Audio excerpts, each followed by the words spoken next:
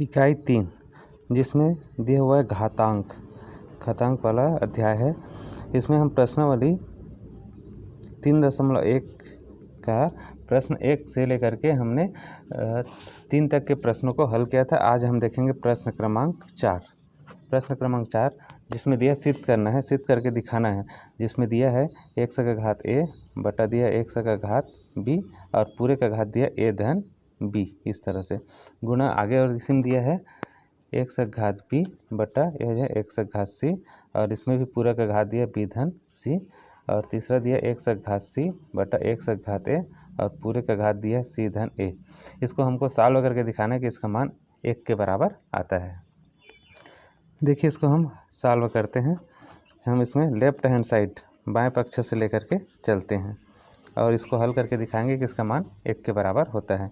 देखिए हम इसमें घातांक के नियम का उपयोग करेंगे। आधार समान होने पर हम भाग वाली स्थिति में घातों को घटाते हैं। इस तरह से इसको मैं लिख देता हूँ। x का घात यदि m है और डिवाइड x का घात n है, इसके बराबर हो जाता है x का घात m ऋण n। ये घातांक का नियम है। हम इस नियम का उपयोग यहाँ पे करेंगे तो दोनों घातों को घटा देंगे सभी जगह। तो देखिए ये इस तरह से हो जाएगा। x का घात a ऋण b, दोनों घातों को घटा दिए और इसका पूरा का घात दिया हुआ है a धन b। सेम यहाँ पे भी करेंगे। x का घात b और x का घात c है तो हो जाएगा x का घात b ऋण c और इसका पूरा घात दिया हुआ है हमारे पास b धन c और लास्ट में यहाँ पे इसी तरह से x का घात हो जाएगा c ऋण a और यहाँ पे पूरे घात और दिया हुआ है c धन a। हमारे पास एक और घातांक का नियम होता है। यदि किसी संख्या का घात है और उसका और घात दिया हुआ है, जैसे x का घात m और पूरे का घात n और दिया है, तो दोनों घातों को गुणा कर देते हैं, गुणा हो जाता है यहाँ पे। तो इस फार्मूले का हम यहाँ पे उपयोग करेंगे। घात का घात और दिया हुआ है तो हम उसका गुणा कर देते हैं। तो ये इस तरह से हो जाएगा x का घात a ऋण b a धन b, दोनों घातों को गुणा कर दिए। सेकंड वाले में भी इसी करेंगे। x का घात b ऋण c और हो जाएगा b धन c और लास्ट में यहाँ पे देखिए x का घात c ऋण a और ये हो जाएगा c धन a। इस तरह से घातों को गुणा कर देते हैं। अब देखिए ये इस तरह से दिख रहा है a ऋण b a धन b, उससे उसी फॉर्मेट में है। इसके बराबर होता है a का वर्ग ऋण b का वर्ग होता है, तो इसमें उसी का उपयोग कर लेते हैं। तो हो जाएगा x का घात a का वर्ग ऋण b का वर्ग। सेकंड वाला में हो जाएगा x का घात b का वर्ग ऋण c का वर्ग और तीसरा में देखिए x का घात c का वर्ग ऋण a का वर्ग। अब फिर से हम घातांक का नियम देखते हैं। आधार समान होता है, देखिए सबका आधार समान है तो घातों का योग कर देते हैं। यदि गुणा की स्थिति, यहाँ गुणा की स्थिति, चलिए सभी घातों का योग कर देते हैं। तो हो जाएगा x का घात a का वर्ग ऋण b का वर्ग। सेकंड में देखिए b का वर्ग ऋण c का वर्ग और इसमें धन c का वर्ग ऋण a का वर्ग। तो ये इस तरह से हो जाएगा। देखिए एक धन और एक ऋण, जीरो हो गया। b का वर्ग जीरो हो गया। c का वर्ग एक धन एक ऋण है, तो इस कारण से हम इसको सबको घटा सकते हैं, सबको काट देते हो जाएगा x का घात 0। हम जानते हैं किसी भी संख्या का घात यदि 0 है तो उसका मान हमेशा 1 होता है, तो इसका उत्तर आ जाएगा 1। यही हमको सिद्ध करके दिखाना था। प्रश्न क्रमांक 4 का दूसरा नंबर प्रश्न दिया, सिद्ध करके दिखाना है 1/1 धन x का घात m ऋण n, उसका धन करके दिया 1/1 धन x का घात n ऋण m, इसके बराबर 1 आता है। इतना हमको सिद्ध करके दिखाना है। चलिए देखिए इसको भी सॉल्व करते हैं, हल करके देखते हैं। इसमें भी हम लेफ्ट हैंड साइड से लेकर के चलेंगे और इतना आता है 1 के बराबर। इसको हमको सिद्ध करके दिखाना है। हम जानते हैं घातांक के नियम से आधार समान होता है तो घातों भाग की स्थिति में घातों का अंतर करते हैं, घटाते हैं। यहाँ पे अंतर हुआ घटा है, मतलब यहाँ पे भाग की स्थिति है तो उसको हम लिख देते हैं 1 बटा, ये हो जाएगा 1 धन, ये हो जाएगा x का घात m बटा हो जाएगा x का घात n। दोनों घातों को घटाया तभी ऋण हुआ है धन। सेम यहाँ पे भी इसी तरह से लगाएंगे। ये हो जाएगा 1 धन x का घात n बटा हो जाएगा x का घात m। अब यहाँ पे हम इसको नीचे वाले को सॉल्व करते हैं तो ये इसका एलसीएम निकालेंगे तो ये हो जाएगा x का घात n। इसको हम यहाँ पे करेंगे सॉल्व करेंगे तो हो जाएगा x का घात n धन हो जाएगा x का घात m और ऊपर में 1 बटा ऊपर में और दिया वो है प्लस। उसी तरह से इसको भी हम सॉल्व करेंगे तो इसका एलसीएम निकालेंगे नीचे का, तो x का घात m आ जाएगा। और देखिए यहाँ पे इसको सॉल्व करेंगे तो हो जाएगा x का घात m धन ये है x का घात n, इस तरह से। अब देखिए ये बटा का बटा वाला आता है तो ये ऊपर चला जाता है, x का घात m ऊपर, x का घात n ये ऊपर चला जाएगा, तो हो जाएगा x का घात n और नीचे में बच जाएगा x का घात n धन x का घात m धन से हम उसी तरह से ये भी x का घात m ऊपर चला जाएगा, x का घात m नीचे में बचेगा x का घात m धन x का घात n। देखिए नीचे हर समान है तो हम इसको एक लघुत्तम समापवर्तक इसका एलसीएम निकालेंगे तो हो जाएगा x का घात m धन x का घात n। अब इसको भाग करेंगे तो एक बार में चला जाएगा, सीधा अंश को जोड़ देंगे तो हो जाएगा x का घात n धन x का घात m। या इसी को हम इस तरह से लिख सकते हैं, क्रम को बदल देंगे, x का घात m धन x का घात n, इसके बराबर हो जाएगा x का घात m धन x का घात n। इसको भाग करेंगे एक बार में भाग चला जाएगा, इसके बराबर आ जाएगा 1। यही हमको सिद्ध करके दिखाना था।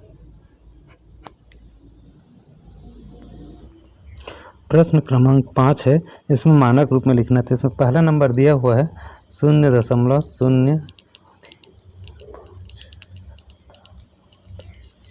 उसके बाद है 852, इस तरह से दिया है। इसको हमको मानक रूप में लिखना है। देखिए इसको मानक रूप में कैसे लिखें।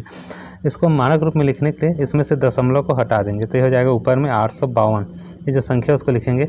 अब देखिए नीचे में दशमलव के लिए हम 1 लिखेंगे और यहाँ पे देखिए पूरे यहाँ पे ये 14 अंक हो रहा है टोटल, तो 14 शून्य लगा देंगे। 1 2 3 4 5 6 7 8 10 11 12 13 14, इस तरह से।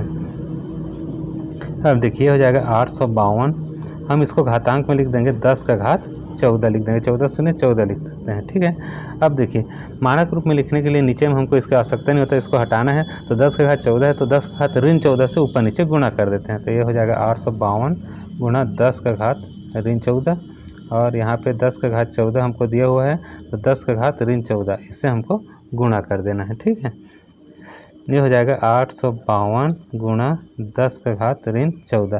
देखिए आधार समान होने पे दोनों घातों का अंतर करेंगे, 14 में 14 घटाएंगे शून्य हो जाएगा, 10 का घात शून्य अर्थात 1, तो उसको लिखने की आवश्यकता नहीं है। अब देखिए मानक रूप में लिखने के लिए दशमलव के बाद यहाँ 1 अंक के बाद दशमलव लगाते हैं तो 2 अंक बच रहे हैं, माने 100 से गुणा कर देंगे, 100 से भाग कर देते हैं। देखिए 852 गुणा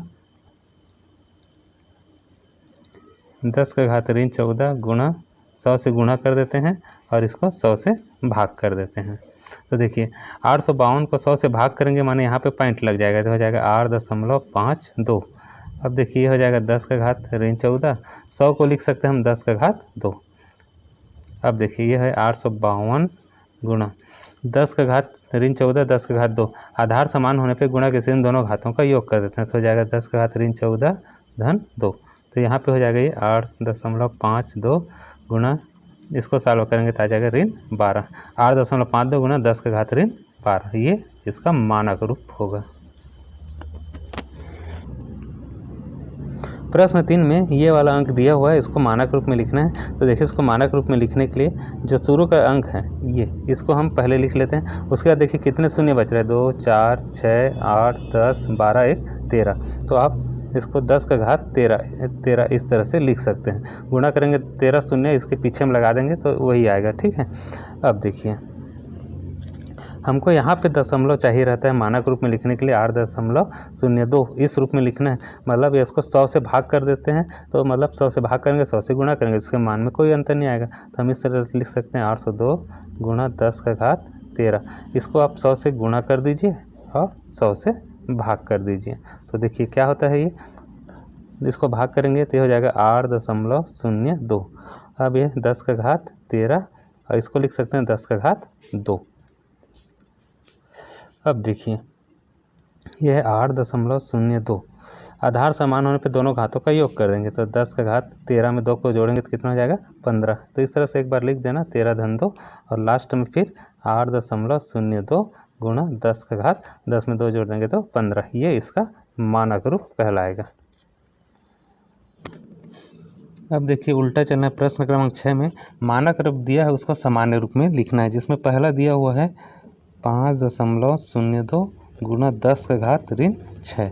देखिए इस तरह से प्रश्न है, उसको कैसे हल करना है। तो इस तरह से प्रश्न दिया हुआ है 5.02 गुणा 10 का घात ऋण 6।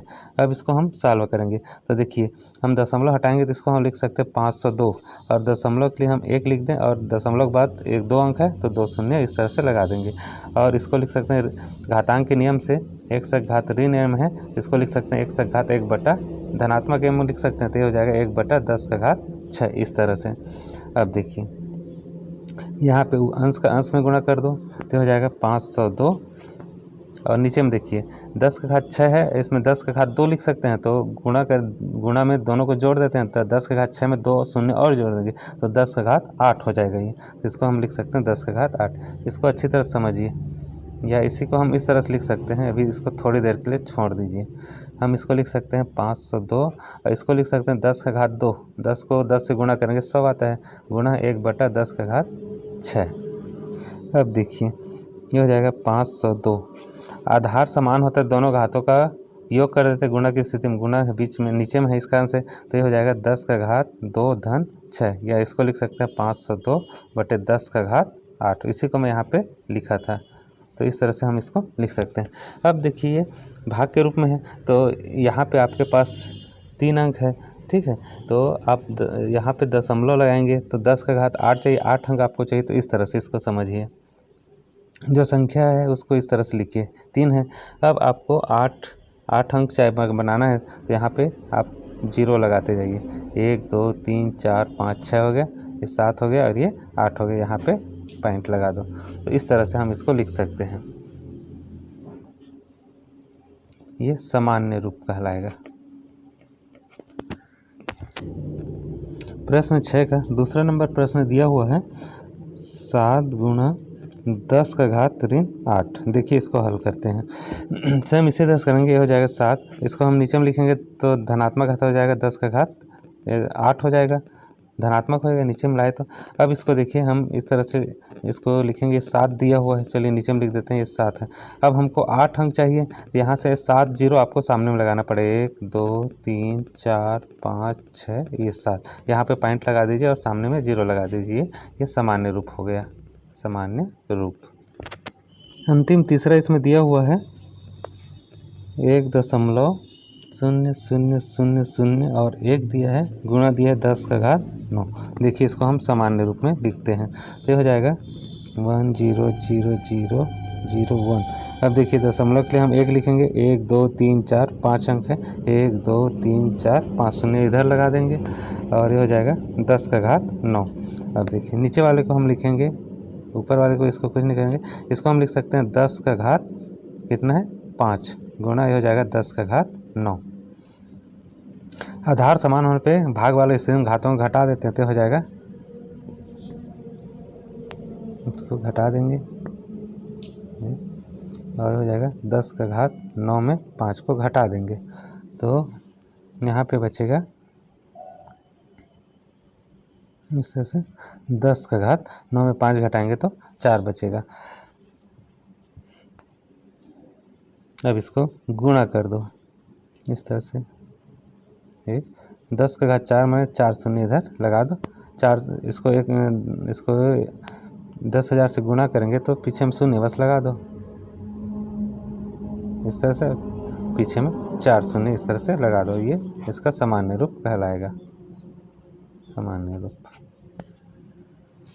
प्रश्न क्रमांक 7 पहला दिया हुआ है मानक रूप में लिखना है लाल रक्त कोशिकाओं का आकार, इसमें दिया 0.000007 m होता है, इतना लिखा है, ठीक है, तो इसको मानक रूप में लिखना है। देखिए मानक रूप में इसको लिखेंगे तो इसको लिख सकते हैं 0.000000 और ये 7, ठीक है। अब देखिए इसमें टोटल कितने अंक हो रहा है, 2 2 4 2 6, तो हमको पॉइंट वाला है तो 1 अंक बढ़ा देंगे, इसमें तो हो जाएगा 5 है तो -6 कर देना और उतने से ही इसको इस तरह से भाग कर देना। तो इसको हम भाग करेंगे तो पॉइंट यहाँ पे आ जाएगा, अब पॉइंट आएगा मैंने 7.0 मैंने 7 बस लिख देंगे, उसको लिखने का आवश्यकता नहीं, पॉइंट 0 रहता है तो उसका कोई वैल्यू नहीं रहता, केवल 7 बस लिख देंगे और ये हो जाएगा 10 का घात ऋण 6, ये इसका मानक रूप हो जाएगा।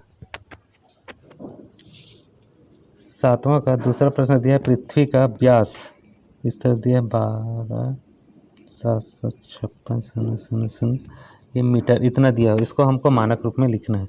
तो देखिए इसमें टोटल कितने अंक हो रहा है, 2 4 6 8, तो हमको 10 का घात 7 से गुणा करना है और उतने से भाग करना है, इस तरह से। 1 2 3 इसमें कर देंगे 10 का घात 7 और 10 का घात 7 से भाग कर देना है।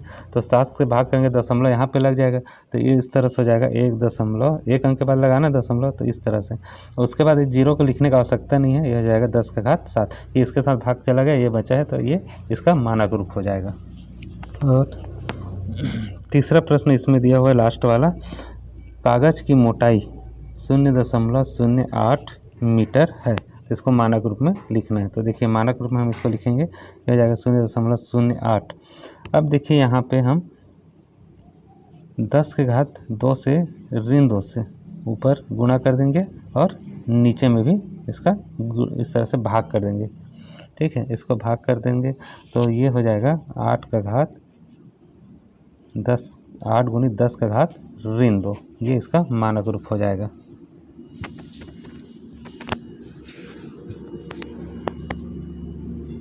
प्रश्न क्रमांक 3 ये दिया हुआ है, कागज़ की मोटाई 0.08 मीटर है, तो इसको मानक रूप में लिखना है। देखिए मानक रूप में कैसे लिखना है, चूँकि दशमलव के बाद यहाँ 2 अंक है तो हम इसको 100 से गुणा कर देंगे, 1 के बाद 2 शून्य इधर आए, चूँकि 2 अंक है तो 100 से गुणा करें तो इसको 100 से भाग भी करना पड़ेगा, ठीक है। अब 100 से ऊपर वाले को गुणा करेंगे, दशमलव 2 अंक इधर आएगा, माने केवल 8 बस बचेगा, 8.00 माने केवल 8 हो जाएगा, और ये 10 का घात 2 के रूप में इसको लिख सकते हैं, 100 को हम 10 का घात 2 लिख सकते हैं। अब चूँकि इसको मानक रूप में लिखना है तो हम 10 का घात 2 है तो 10 का घात ऋण 2 से ऊपर नीचे गुणा कर देते हैं, तो ये नीचे वाला हट जाएगा। देखिए इस तरह से 8 गुणित 10 का घात ऋण 2, और नीचे में देखिए 10 का घात 2 पहले से है और 10 का घात ऋण 2 से हम इसको अभी गुणा कर रहे हैं, तो इसको सॉल्व करेंगे तो हो जाएगा 8 गुणित 10 का घात 2। अब देखिए हम जानते हैं आधार समान होता है तो घातों का योग करते हैं, ठीक है। तो हो जाएगा 10 का घात 2 ऋण 2, जोड़ रहे हैं माने यहाँ घटा रहे हैं, ऋण है तो ये हो जाएगा 8 गुणा 10 का घात ऋण 2, और ये हो जाएगा 10 का घात 0। अब देखिए हो जाएगा 8 गुणा 10 का घात ऋण 2, किसी भी संख्या का घात 0 है उसका मान 1 आता है, अर्थात ये हो गया 8 गुणा 10 का घात ऋण 2, ये इसका मानक रूप होगा।